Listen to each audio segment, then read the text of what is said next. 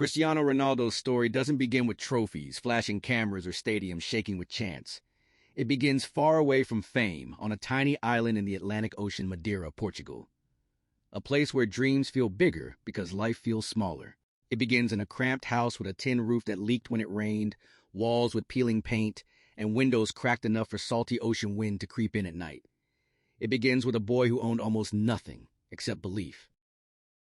Before the world knew his name, Cristiano was just another child sprinting through the steep, narrow streets of Funchal, often barefoot, always chasing a ball. His family struggled daily. New clothes were a luxury. Football boots were a fantasy. When food ran low, his mother somehow stretched a single pot of soup to feed 4 children. When the roof leaked, they placed buckets and carried on. Poverty wasn't a phase. It was the background noise of his childhood. His father, Jose Diniz Aveiro, worked as a city gardener and cleaned at a local football club. His mother, Maria Dolores, scrubbed floors, cooked for neighbors, and took any job she could to earn a few extra escudos. Cristiano shared a tiny room with his brother Hugo, his bed squeezed into a corner. At night, he would lie awake listening to the wind and waves, closing his eyes and imagining something impossible. Bright floodlights, roaring crowds, and his name echoing through a massive stadium. Those dreams were often the only thing that made tomorrow feel worth reaching. His father loved football deeply, but his life was shadowed by alcoholism. He wasn't always present, and sometimes he disappeared for days. Still, no matter how hard things got, he made sure young Cristiano always had a ball. For his father, football was an escape he never achieved, but maybe his son would. That hope quietly lived between them. At just 8 years old, Cristiano joined a small local club called Andorina, where his father volunteered. The pitch wasn't green grass, it was hard dirt and scattered stones. Falling meant scraped knees. Bleeding meant nothing. He'd get up and keep running. Older boys deliberately knocked him down, but every hit only fed his hunger. He was faster than anyone his age, fearless, relentless. He dribbled past bigger boys like they weren't even there. Coaches saw raw talent, speed, fire, obsession, unpolished but dangerous. At home, the financial pressure never eased. Cristiano helped his mother clean houses. He carried tools for his father, but whenever he could escape, he was back on the streets, kicking a ball against walls for hours, juggling endlessly, perfecting his touch.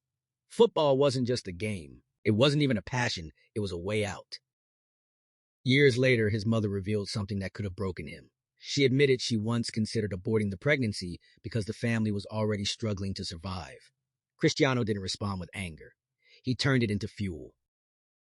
"She tried to abort me," he once said, "but God didn't want that. That's why I'm here, to prove I was meant to live." At 12 years old, his life changed forever. Sporting CP, one of Portugal's biggest clubs, invited him to join their academy. But opportunity came with a brutal price, leaving Madeira, leaving his family, leaving everything familiar. His mother packed his small suitcase with trembling hands. At the airport, they hugged for what felt like hours. Cristiano promised her he would make her proud. He promised he'd change their lives. She smiled through tears as he boarded the plane alone, a scared child with a brave face and a heavy heart. Lisbon was overwhelming. Bigger, colder, crueler. At the academy, other boys mocked his Madeiran accent. They laughed when he cried at night from homesickness, calling him a crybaby. But the moment he stepped onto the pitch, everything changed. The tears stopped. The monster woke up. He was electric, ruthless, untouchable. While others misbehaved or relaxed, Cristiano trained, alone, sprinting, lifting makeshift weights, practicing free kicks until the floodlights shut off.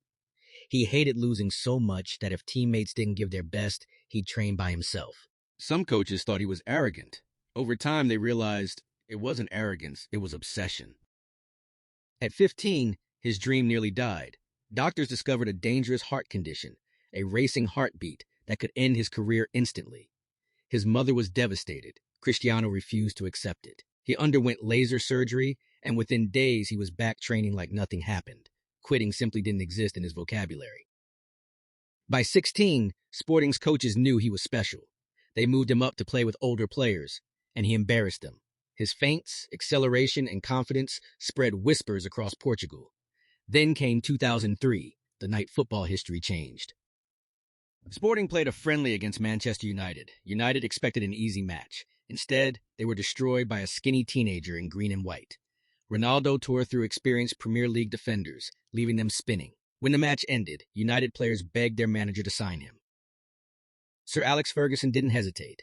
For £12.24 million, a record for a teenager, Cristiano Ronaldo became a Manchester United player. He barely spoke English. He missed home. He missed his mother. But when he pulled on the legendary number 7 shirt, once worn by Best, Cantona, and Beckham, he understood the responsibility. At United, Ronaldo dazzled with tricks, but Sir Alex demanded more. End product wins games, he told him. Cristiano listened. He stayed after training, hitting 100 free kicks, building muscle, transforming his body into a machine. Teammates mocked his discipline, his mirror checks. But soon, they understood.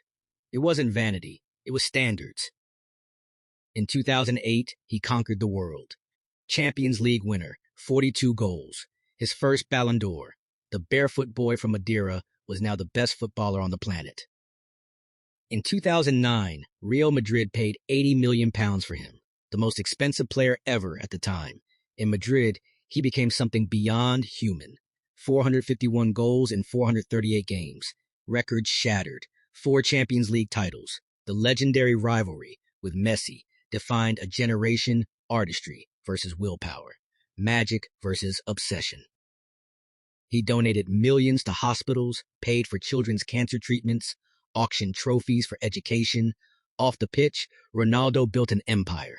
CR7 brands, hotels, gyms, but he never forgot his roots. He adores his mother, protects his family fiercely. His children are his greatest pride. Even now, playing in Saudi Arabia, critics say he's finished, yet he keeps scoring, leading, breaking records. Because for Cristiano Ronaldo, there is always another mountain to climb. He isn't perfect, he's human. But if you want proof that a person can rise from nothing to everything, look at the boy who turned hunger into hunger for greatness, tears into trophies, and dreams into destiny. And if you're watching this, struggling in your own version of Madeira, remember this. Your hardship can be your superpower. Your pain can be your fuel. And the only limits that truly exist are the ones you accept. Cristiano Ronaldo's life proves that belief, when chased relentlessly, can change everything.